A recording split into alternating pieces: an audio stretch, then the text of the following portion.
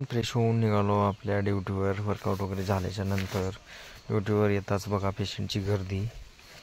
आणि पेशंटला पेपर वगैरे दिल्याच्या नंतर मॅडमनी पेशंटला त्यांच्या आजारानुसार त्यांना सलाईन वगैरे लावलं. ट्रीटमेंट वगैरे दिल्याच्या नंतर आज होती येथील 8वी 9वी 10वी या शाळेतील सर्व मुलींची मोफत HB तपासणी केल्यामुळे सर्व शिक्षकांनी पण आमचे आभार मानले.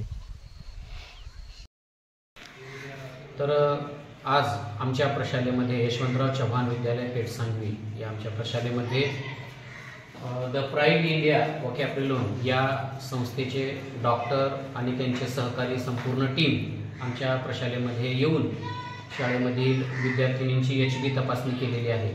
खरं पाहिलं तर शाळेतील विद्यार्थी खास HB तपासणीसाठी जाऊ शकत नाही आणि त्यांचा HB तपासणं गरजेचं आहे. खास करून किशोरवयीन मुलींची HB तपासणं गरजेचं असतं आणि हा मुद्दा विचारात घेऊन या संस्थेचे डॉक्टर त्यांची संपूर्ण टीम आमच्या प्रशालेमध्ये येऊन आज रोजी निःशुल्क ही तपासणी केलेली आहे. तर या संस्थेच्या सर्व त्यांच्या टीमचं मी आमच्या प्रशालेच्या वतीने खूप खूप त्यांना धन्यवाद देऊ इच्छितो. थँक्यू. व्हिडिओमध्ये सुद्धा बसना गेल्या कसं एवढी मोठी विहीर आहे. लय मजा आहे भरपूर वा काहीच पाणी नव्हतं राहायचं. भरपूर पाणी आहे.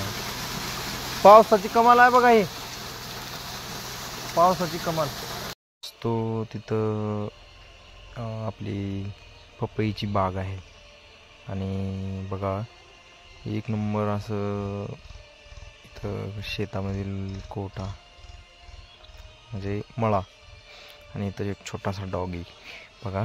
त्याच्यासोबत थोडंसं मजाक मस्ती केलं, थोडंसं खेळणं आणि निघालो दुसऱ्या गावाला. तर बघा रस्त्याचं काम चालू आहे. गाडी पुढं जाता गेली होती. एवढा बेकार रस्ता. आता हळूहळूच रस्त्याचं काम म्हणल्यावर आणखीन होईलच. गावामध्ये आल्याच्या नंतर बघितलं तर बालविवाह होऊ देऊ नका म्हणतात. पण काय सांगावं, आजकाल लोक 16-17 वयातच मुलींचं लग्न करून टाकतात. लोकांना हे कोण समजावं.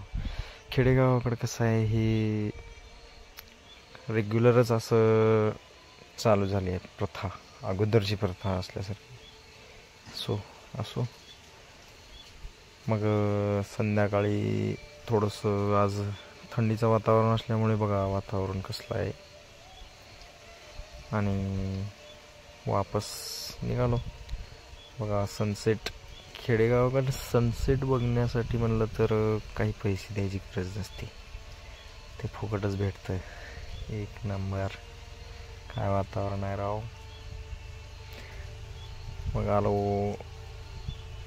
गावाच्या जवळ आलं तर बघा मशीन कट करायची मशीन एकच आहे आणि त्याच्या पाठीमागं गाड्या बघा. ही मशीन एक आणि टोटल गाड्या 10-12 गाड्या होत्या. ते झाल्याच्या नंतर सर्व स्टाफला हॉस्पिटलमध्ये सोडलं आणि आम्ही निघालो डिझेल भरण्यासाठी. डिझेल भरायला निघालं तर बघा उसाचा भुसा बघा. या गाडीच्या समोर जायचं म्हणल्यावर खूप अवघड आहे. गाडी एवढं भरते की गाडी आपली पुढं जाऊ शकत नाही. खूप धोकादायक असते ह्या गाड्या, लय अवघड आहे. पेट्रोल पंपावरती आलं आणि डिझेल वगैरे भरण्यास चालू केली. गाडी वगैरे लावली. पेट्रोल वगैरे टाकून झाल्याच्या नंतर निघालो वापस आलो. तर आज आमच्या मित्र, आमचा भाऊ, आमच्या वैभवचा वाढदिवस होता. आल्याच्या नंतर व्यवस्थितपणे केक वगैरे कापलं, बड्डे सेलिब्रेट केला भावाचा आपल्या. केक वगैरे कापून झाल्याच्या नंतर सेलिब्रेट झाल्याच्या नंतर आम्ही निघालो वापस.